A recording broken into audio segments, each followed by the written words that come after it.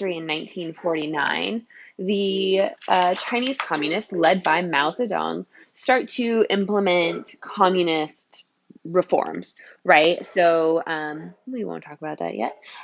So some of the things they start doing is they start, oh, goodness, nationalizing or seizing, right? When the government, in this case, the communists, when they seize industries, that's called nationalizing. They nationalize all business. So, like, if you owned a business, you don't anymore. They also want to increase coal and steel output and develop industry.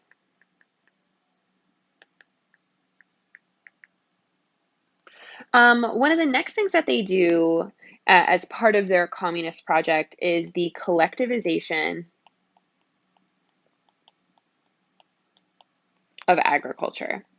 So this is a large part of kind of the implementation of this system. We see the same thing happen in the Soviet Union. We talked about when we talked about the Russian Revolution. So they collectivize agriculture, as in there's no longer private ownership of land or farms. Basically, the government seizes all of it and then distributes it to villages, and that they kind of farm collectively. So rather than individuals owning certain plots, you all have all this land, and it's the government's land, and you farm it and are supposed to produce a certain amount from it, which is called a quota. And that's intended to increase production. I'll talk about what's going on in the image in a second, but I want to talk about some of the other things that they do. So they also open schools and send healthcare workers to the rural areas in China. So they are trying to kind of keep up this image of helping the peasants.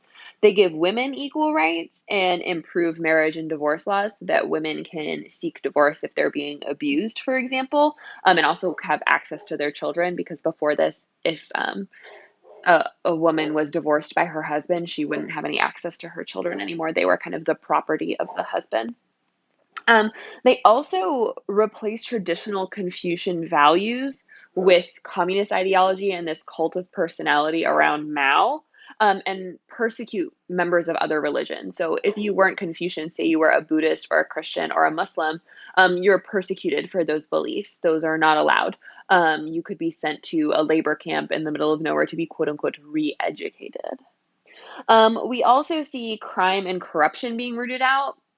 Crime rates drop dramatically during this time period, probably because they just send the criminals to labor camps, and then no one wants that to happen to them. But we'll talk about now what is going on in the image. They also create the opportunity for the poor peasants to abuse their landlords. So say you were a peasant farmer and you worked the land for the person, right, the person who owned it, the landlord. They have these things called struggle meetings. And in these struggle meetings, you would like kidnap your landlord. First, you would like loot their house and grab any of the stuff that you wanted and burn the rest.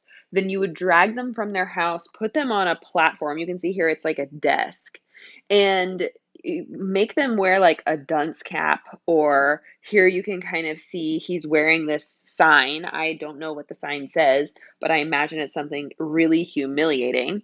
And then you allow all of the peasants and the villagers to essentially abuse this person. So they can hurl insults at them, they can hurl rotten food, they could hurl actual rocks, they could hit them with things.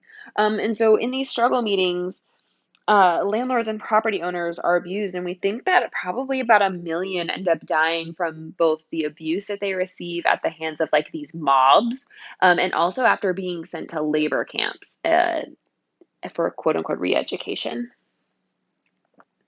So that's from like 49 to 56, 57.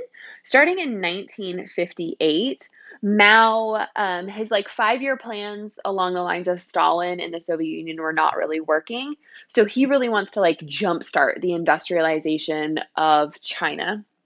So he comes up with, oh my goodness. he comes up with, starting in 1958, this program that he calls the Great Leap Forward. And it lasts from about 1958 to, we'll call it 1960.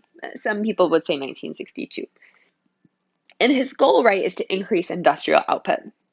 So rather than that pure collectivization where like the government owned all of the land and you just worked it, instead they create communes, right? And this is kind of what your commune was supposed to look like. So say it would be like a group of villages, and a group of villages would be a commune. And that commune was supposed to be kind of not self-sufficient because that's wrong, but essentially this commune would be responsible for making sure it got to the agricultural quotas that it was set to by the government in terms of enough grain or rice or bok choy or whatever was grown. It would manage production of any industrial goods that were created in the village. So, say your village was responsible for producing buttons for clothes, then you would have to manage all of that. There's a strict hierarchy in place in each commune of like who the like captains are, and then it kind of gets very like military organization-y. And then the craziest part of this whole idea of the Great Leap Forward is what's going on over here, and that is this. So each of these villages would have their own steel furnaces. So people were like making steel in their backyards. Um, well, so it's really dangerous to make steel when you don't know how. So it's wildly unsuccessful because if you don't know how to make steel, you make really bad steel. And also because like your kids could fall into the molten steel and die. So oh no. Or you could set the fire too high and it could explode. There were just so many accidents, and the entire system is a wild, wild failure. And not only the steel is a failure, but like the communal agriculture is a massive failure too. Because the government would send representatives around to like collect the agricultural products that you like the grain, the rice, the etc.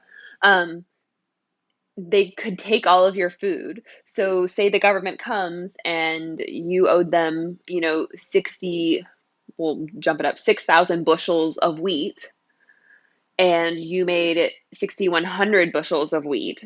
They take their 6,000, you're left with 100, but your village has 400 people and that's never going to feed them. So people die. It's estimated that because of the Great Leap Forward, between almost as many as 55 million people die because of the famines created because of the Great Leap Forward. 55 million people. 60 million people die in World War II. 55 million people die in China because of the Great Leap Forward. Yes. So this starts to make people question whether or not Mao is still up to it. He's getting older, maybe he's kind of lost his touch. 55 million people have starved to death. So people start to kind of question him, and he gets very nervous about this. And so in 1966,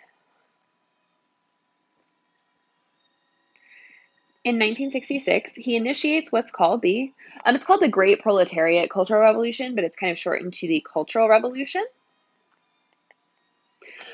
And basically he does this, right, because he fears that the revolution is losing steam, that people are questioning him. No. And also because he's worried that people are becoming complacent, right? That he's starting to see some capitalist features creep back in to China, and he's not going to let that happen on his watch. He believes that the revolution has to be reinvigorated, right? That without constant struggle, that there will be no revolution. And that's part of what the Great Leap Forward, I should have said this before, was trying to do, right? So by making people make steel in their backyards, he was trying to spread out all of the knowledge and production rather than seeing it concentrated because he was worried that would lead to the creation of a hierarchy. Um, so he's still worried about that, right? 55 million people have died, and he's like, oh, well, that didn't work. So here's what the next thing we're going to try is. Um, so he creates this group called the Red Guard. He closes all the schools from middle school up to university, so that all of the youth, right? So think about that from like age 12 to 22, 24, they can really focus on their Red Guard work. And what that is they are policing the revolution. So they are always looking for people who aren't revolutionary or communist enough. So, right, think about in 1984 when they're worried about saying certain things in front of their children. This is essentially what Mao has created with the Red Guard. And each Red Guard, you can see here, they're all armed, quote unquote, with this little red book. And it was called the Little Red Book of Chairman Mao's sayings, right? And here's Mao. Um, and so you carried it around with you, and you could quote from it, right? And like the best Red Guards would quote from it, and you can imagine how that could go. And what they wanted to do was purge China of people who followed the four olds. So they were old customs, old culture, old habits, and old ideas. And so if you could be like accused of this, and sent to a labor camp, we see this purging of intellectuals, the millions of educated youths and adults and professors and musicians and authors and playwrights and all types of kind of educated people are deemed as too elite and too bourgeois. And so they're sent to later labor camps. The goal is to eliminate a gap between any kind of elite, right? So that if you're sending these educated elites to these labor camps, they're learning what real China is like and doing the real work out in the fields. Um, and so then everyone knows, right? Everyone knows what work goes into feeding the country, etc. So there could be no elite.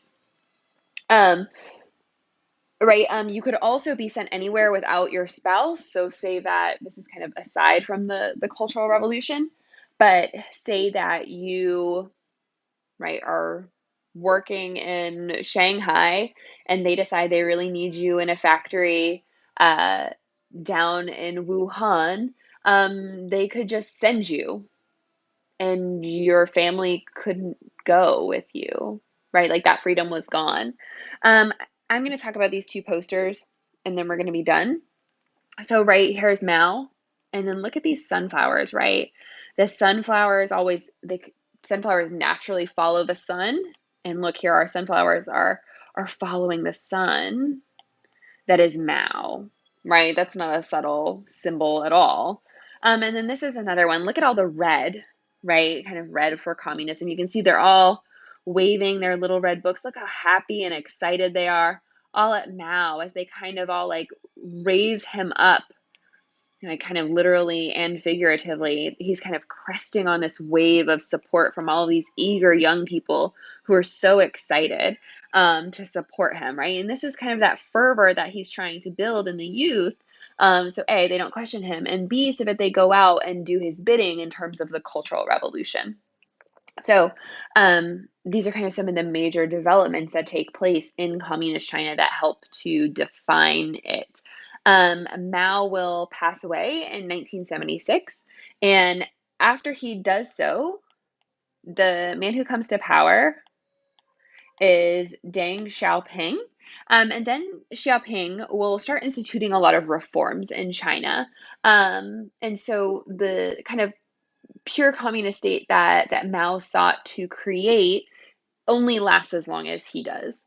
And Deng really is responsible for creating the conditions for the China that we have today, where it's state capitalism, right? So the Communist Party still controls everything, but there is a lot more free enterprise and private ownership of property and businesses, and the ability to really become fantastically wealthy, whereas before that was not the case.